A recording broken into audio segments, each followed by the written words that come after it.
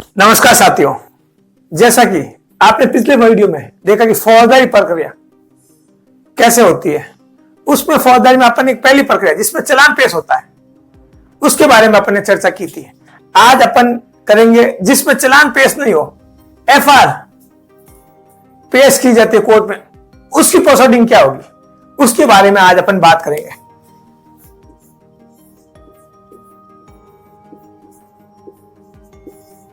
फौजदारी प्रक्रिया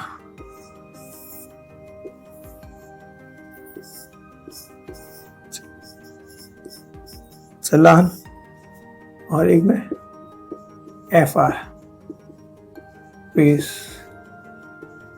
करते हैं। ये दो प्रक्रिया है। इस प्रक्रिया के बारे में आप पिछले वीडियो में जान लिया। अगर आप पिछली वीडियो नहीं देखा है तो आप जाकर देख सकते। अब अपन बात करते हैं एफआईआर कब लगती है। जब कोई बंदा मुकदमा दर्ज कराता है और पुलिस द्वारा उस मुकदमे को झूठा बताकर एफआईआर कोर्ट में पेश कर दे। अब जब कोर्ट में पेश कर दी गई तब क्या होगा। जैसे चालान पेश किया गया था उसमें कौन सी प्रक्रिया थी, तो अपन ये प्रक्रिया बताए।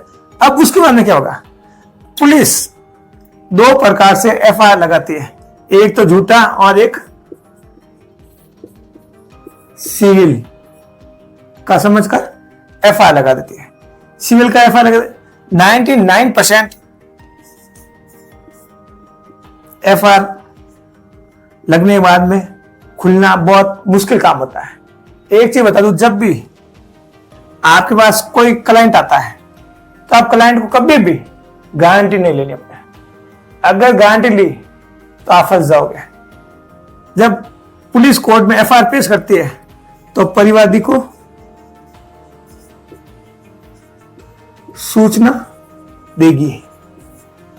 पुलिस द्वारा फोन कर दिया जाता है कि अभी तेरे इसमें एफआईआर पेश कर रहे हैं, आजा तू, ठीक है। या फिर वो कोई सम्मन द्वारा भेज देते हैं, या जिसे कोर्ट में पेश किया, कोर्ट में जैसा बोलते हुए इसकी एफआईआर लग रही है तो परिवादी को सूचित करो, तो परिवादी को सूचित कर दिया जाता है। अधिकतर मैटर में ये होता है। अब अपन जानते हैं, अब परिवादी आपके पास आया, वकील साहब मेरे इस मैटर में एफआईआर लग रही है तो मैं इसमें क्या करूं। तो आप सबसे पहले उसको वकालतनामा एक साइन कराओ।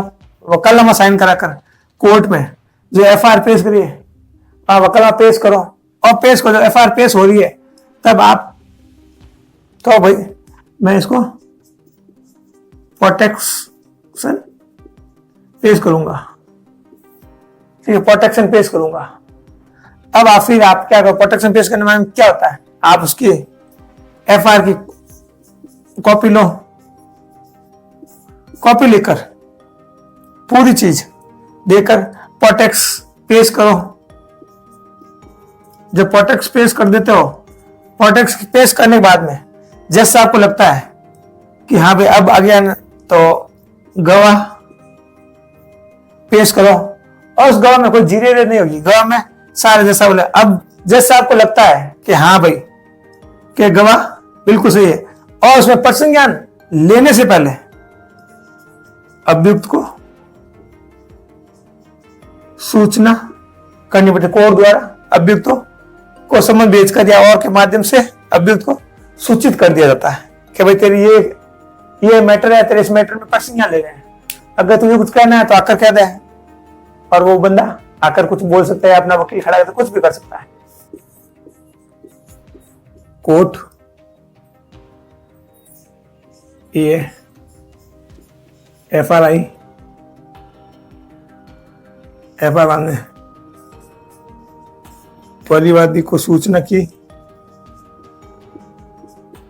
परिवादी आया,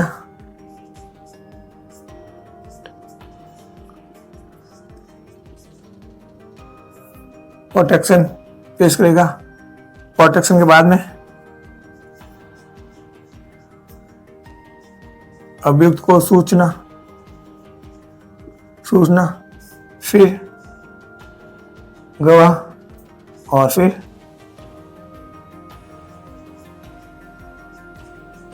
पर्सन ज्ञान और प्रसंज्ञान के बाद में क्या होगा, जो सेम चलान वाली प्रक्रिया है वही प्रक्रिया शुरू हो जाती है। अगर इसमें जैसा प्रसंज्ञान ले लेते हैं तो ही चलान वाली प्रक्रिया मतलब शुरू होगी।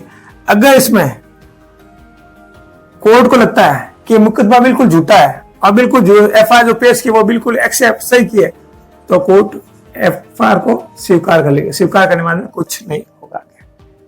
तो आप समझ गए, बिल्कुल सिंपल सा है, ज्यादा कुछ बेजामारी की बात नहीं है। आप लोगों को डरने की जरूरत नहीं है। आप बिल्कुल नए नए वकील हो तो आपको प्रक्रिया पता होना चाहिए। फौजदारी में प्रक्रिया दो प्रकार से होती है, एक तो चलान पेश होता तब, और एक जब एफआईआर लगती तब।